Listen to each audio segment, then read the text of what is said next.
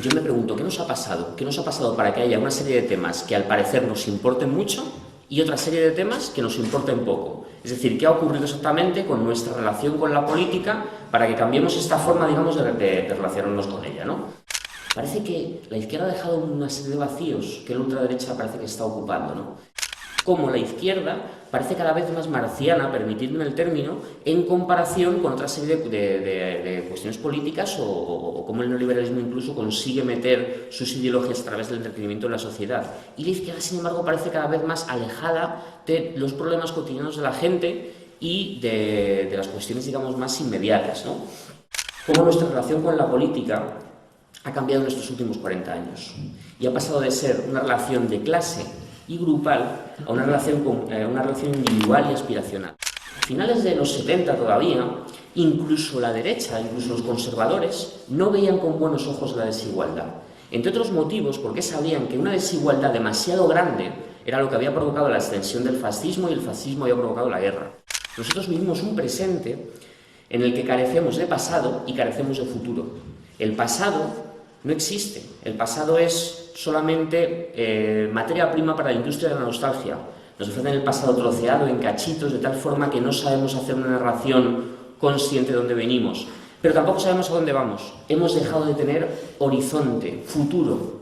La palabra futuro, que es una palabra muy moderna, y lo digo con todas las características de la palabra moderna, ¿no? El futuro.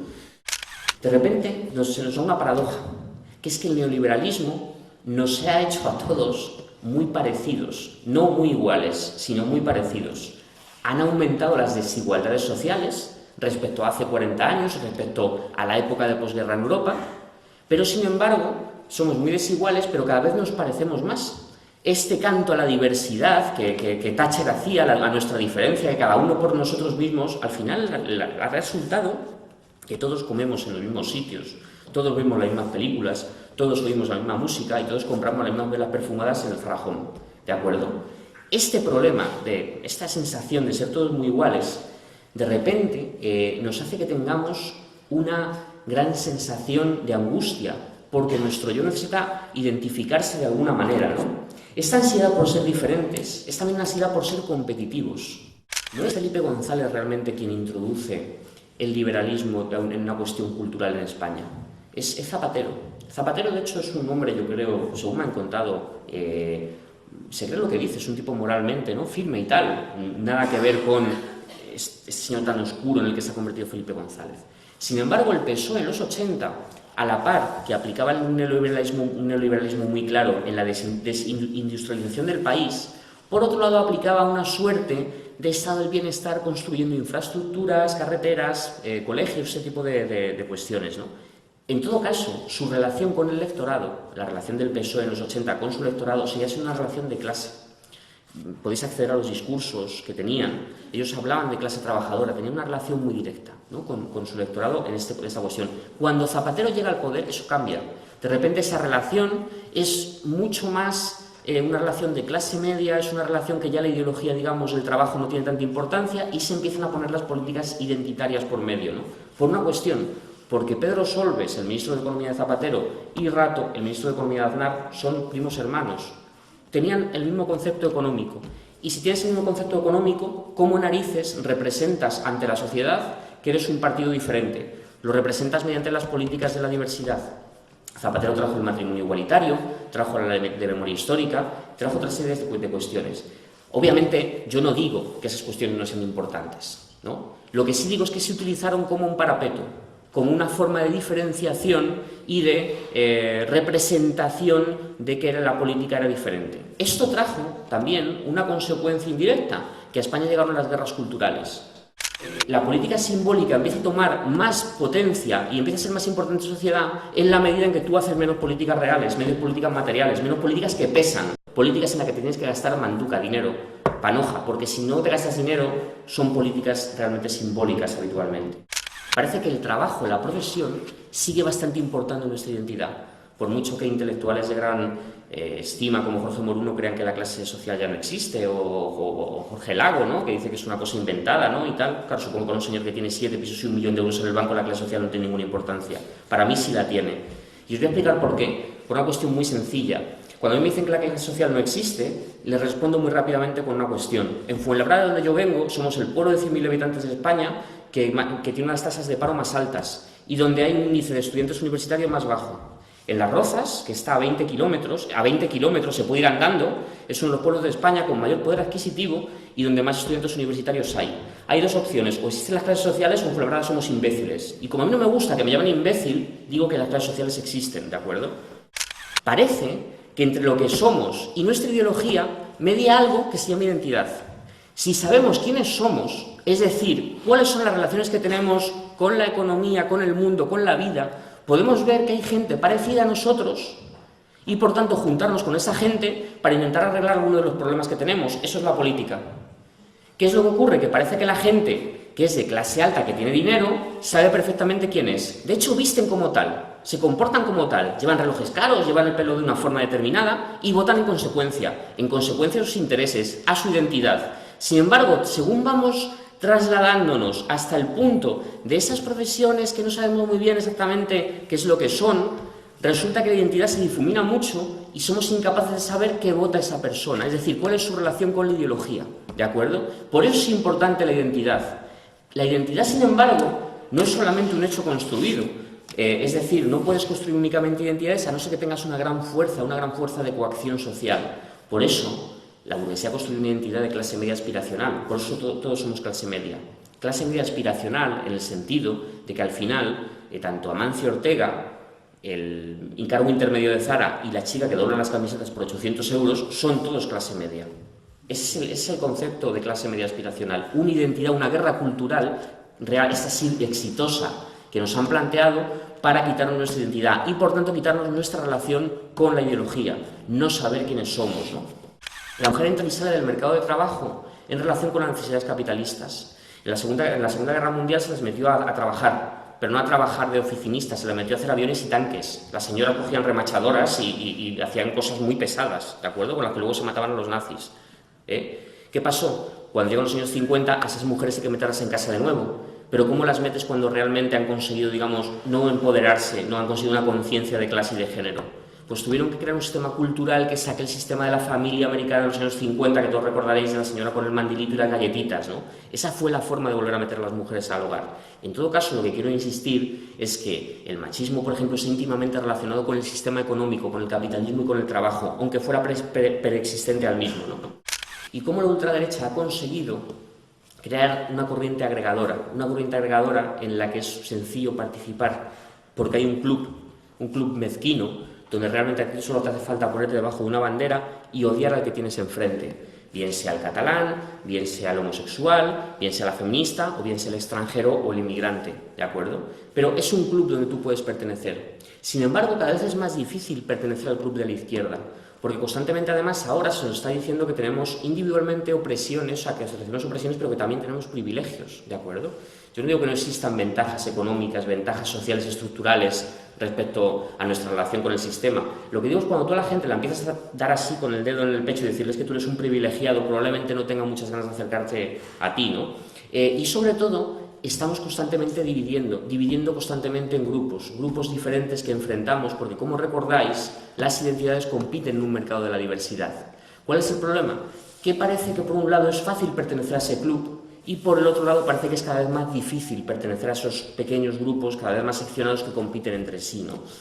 El activismo del siglo XXI parece que lo que busca es exagerar nuestras diferencias, ¿no?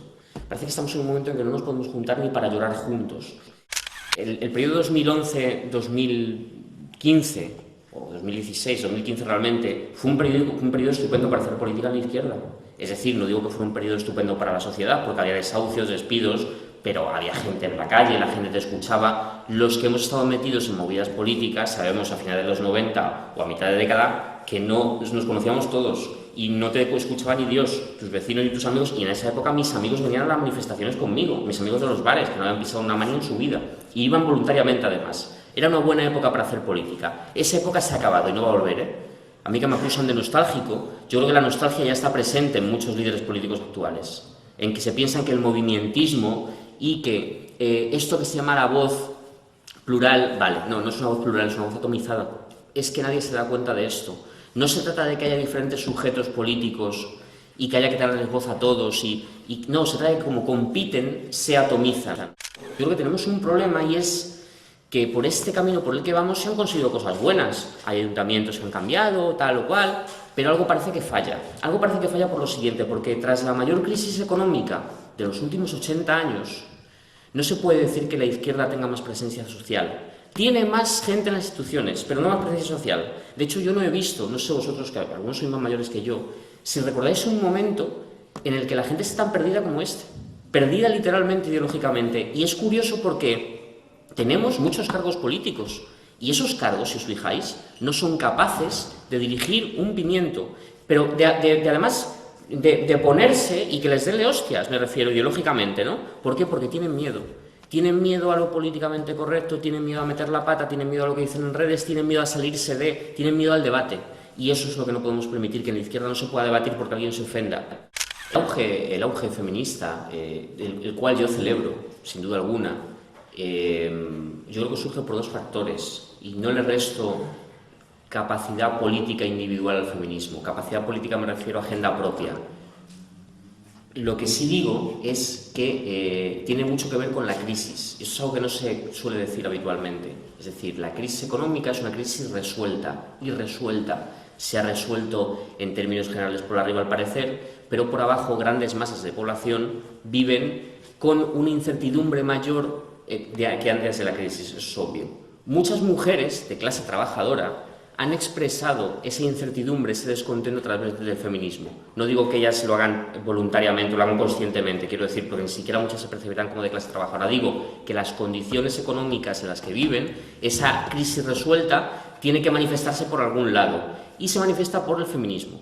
Ahora, ¿el feminismo tiene agenda propia? Por supuesto, tiene agenda propia porque, como hemos dicho, hay graves problemas feministas y, sobre todo, apela a cosas muy de la vida cotidiana de las mujeres. Es decir, que una mujer vuelva a casa por la noche y tenga miedo de andar por la calle sola porque puede ser violada o increpada, a lo mejor no es un tema que afecte a la economía mundial, pero sí es algo muy importante para la persona, porque se siente evidentemente afectada en su vida más inmediata. Por eso es algo que de ahí los demás movimientos políticos deben aprender, el relacionar grandes cuestiones con cuestiones que afecten mucho a la vida cotidiana de las personas, ¿de acuerdo? Si nuestra relación con la ideología es declarativa, al final puede ser feminista la mujer de mi barrio o de Leganés, a la que entrevistaba el otro día, y puede ser feminista Ana Patricia Botín. Y eso es un problema, porque es verdad que ahora hablamos todo el rato de la transversalidad, de cuanto más rápido una ideología llega a la gente, mejor. Pero ojo, claro, el problema está que cuando todo el mundo es algo, nadie lo es realmente. No pueden ser iguales la mujer de mi barrio y Ana Patricia Botín, porque al final, entre la identidad y la cartera, siempre se elige la cartera. Eso lo sabemos todos. Y al final el hombre LGTB, que es muy LGTB, cuando tiene que elegir entre su negocio y apoyar tal cosa, elige su negocio. Eso es siempre así, ¿de acuerdo?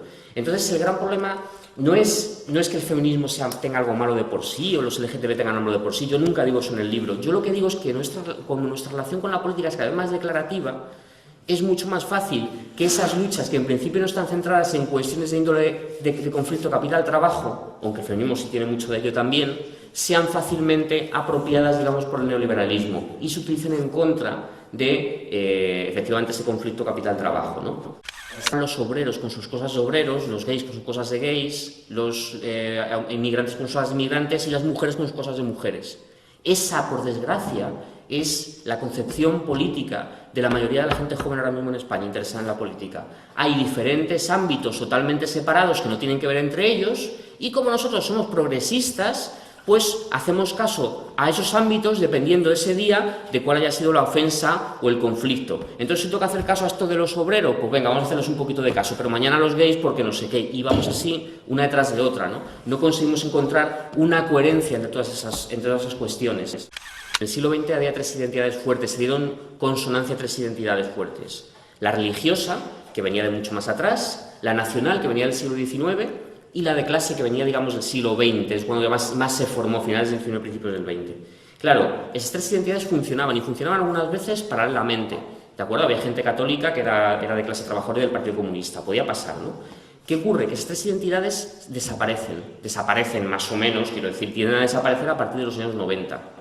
No sé si recordáis aquella estupidez de Soy ciudadano del mundo, que decían mucho esos señores que hacían como el símbolo del surf, ¿no? Y el inglés aquel imbécil que era del planeta solitario, iba a África y se hacía fotos con los negros, ¿no? Y tal, y era como, ya es que tío, y decía, soy ciudadano del mundo, qué guays, qué hermanos somos todos. No, hombre, no. Tú puedes ir a África a hacerte una foto con un señor de allí porque eres inglés y porque hubo un imperio y porque eres rico, pedazo de cabrón. Pero el señor negro no puede venirse aquí a tu país a hacerse fotos contigo porque es pobre, es africano y no puede cruzar las fronteras. Porque está de un país que fue una colonia y tú vienes de un país que fue un imperio. Así que eso del ciudadano del mundo es una mentira hippie. La cuestión es que ellos están consiguiendo hacer una identidad agregadora, volviendo a recuperar en algunos casos lo religioso, pero sobre todo lo nacional, una identidad fuerte, frente a estas identidades fraccionadas de yo soy, del neoliberalismo, que no son de izquierdas, no son de izquierdas el yo. Ellos han recuperado un nosotros. Es un nosotros mezquino y peligroso, pero es un nosotros. Hay un club, hay una casa, hay un lugar donde entrar. Es una casa muy peligrosa, pero ellos construyen una casa que es siempre contra. Eso se ve muy bien con el rojigualdismo en España, que es siempre un sentimiento español, no a favor de una nación, sino en contra de siempre, ¿de acuerdo? Y en este caso, ¿cuál es el contra? Pues la ultraderecha depende, en Estados Unidos es mucho contra tal minoría, y aquí es contra los inmigrantes. Pero tú tienes tu bandera por encima cubriéndote, y es muy fácil entrar. Solo te hacen falta dos cosas, ser nacional y odiar a alguien. Si cumples esos requisitos ya estás dentro. Fijaos la cantidad de requisitos que hay que hacer para ser de izquierda. Tienes que ser de un grupo, pero además no, porque eres hombre blanco y además tienes este privilegio, porque tal, porque cual. Al final, un pobre hombre que va conduciendo, no sé, el camión de la basura, parece que es igual que Amancio Ortega, y eso no puede ser, ¿no?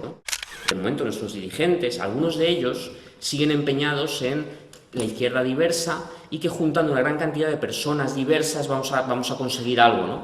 Claro, yo creo que este modelo ya no funciona. No funciona dado que ha tenido unos límites y hemos llegado hasta ahí. Es cierto, por ejemplo, que yo el otro día me llevó una gran alegría, entre comillas, cuando de repente dije, un día en el que estamos hablando de salario. ¿No tenéis la sensación, y miradme y decídmelo con sinceridad, que ha habido un momento en la izquierda en que hablar de salario, de huelga o de despido era casi hasta vulgar? Que había que hablar de las grandes narrativas de no sé qué, de tal, con un lenguaje además muy críptico, pero que hablar de algo tan importante como el salario para la vida de todos era poco más que vulgar, ¿no? Pues yo creo que por ahí deben ir los tiros. Entonces, no sé, quizás haya un pequeño cambio, no tengo ni idea, pero yo creo que esa es la visión del asunto.